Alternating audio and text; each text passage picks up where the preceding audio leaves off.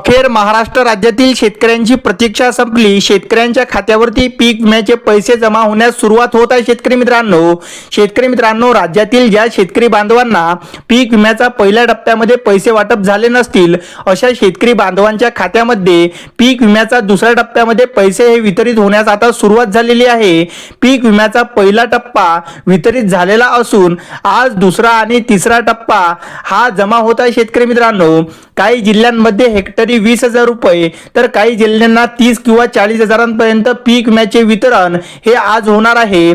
ज्यांचे 2022, 23 आणि 24 या 3 वर्षात अतिवृष्टीमुळे खूप मोठे नुकसान झाले, त्यांच्यासाठी आनंदाची बातमी आहे। शेतकरी मित्रांनो, महाराष्ट्र राज्यातील 36 जिल्ह्यांपैकी 12 जिल्ह्यांमध्ये पहिला टप्पा हा वितरित झाला होता। आता जे उर्वरित राहिलेले जिल्हे आहे त्यांना सुद्धा आज हा निधी जमा होत आहे।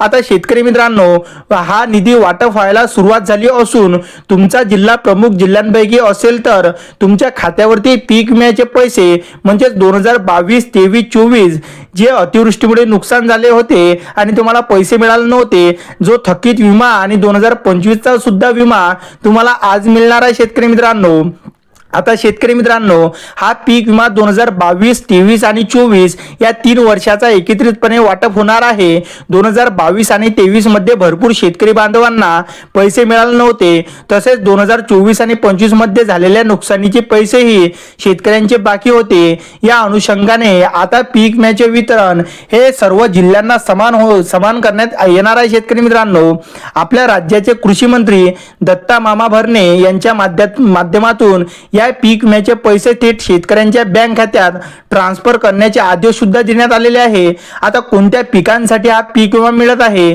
तर शेतकरी मित्रांनो, सोयाबीन, कापूस, तूर, मूग, हळद, ज्वारी, बाजरी अशा पिकांचा पीक विमा आता शेतकऱ्यांच्या खात्यावरती वितरित होणार। व्हिडिओ आवडल्यास व्हिडिओला लाईक नक्की करा। धन्यवाद।